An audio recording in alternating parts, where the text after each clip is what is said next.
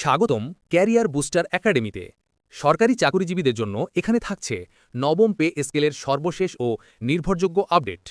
সর্বশেষ আপডেটগুলো নিয়মিত পেতে এখনই লাইক দিন, কমেন্টে আপনার মতামত জানান এবং সাবস্ক্রাইব করুন ক্যারিয়ার বুস্টার একাডেমিতে।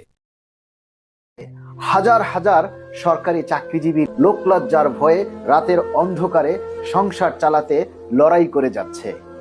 কেউ অফিসের ফাঁকে অটো চালায়, কেউ বাইক চালায়, কেউ হকারি করে, কেউ অটো রিক্সা চালায়, কেউ বাইক চালায়, কেউ বা চা বিক্রি করে, শুধু 2 পয়সা বাড়তি ইনকাম করার জন্য, যাতে সে সংসার চালাতে পারে।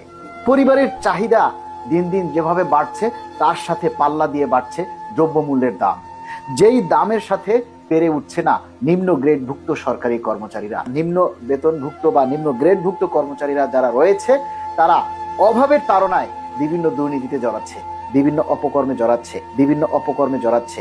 এই দুর্নীতি ঠেকাতে, এই অপকর্মগুলি ঠেকাতে, রাষ্ট্রের উন্নয়নের চাকা অব্যাহত রাখার জন্য আমরা এই অন্তর্বর্তীকালীন সরকারের মাননীয় প্রধান উপদেষ্টাকে আমরা করজোড় অনুরোধ করব, জরুরি ভিত্তিতে এবং নির্বাচনের আগে এই নবম পে স্কেলের গেজেট জারি করুন এবং কর্মচারীদের মনে স্বস্তি ফিরিয়ে দিন, যাতে কর্মচারীরা তাদের পরিবার নিয়ে স্বস্তিতে থাকতে পারে এবং রাষ্ট্রের যে উন্নয়ন, রাষ্ট্রের যে সেবা, সেটা যাতে তারা ঠিক মতো দিতে পারে। কারণ যখন পেটে ক্ষুধা থাকে তখন মন ভালো থাকে না, যখন মন ভালো থাকে না তখন সেবা ঠিক মতো দিতে পারে না, যখন সেবা ঠিক মতো দিতে পারে না তখন রাষ্ট্রের উন্নয়ন সঠিকভাবে সম্ভব নয়। তাই রাষ্ট্রের সঠিকভাবে উন্নয়ন করতে হলে অবশ্যই কর্মচারীদের বেতন ভাতা এবং তাদের পরিবারের কথা রাষ্ট্রের আগে চিন্তা করতে হবে।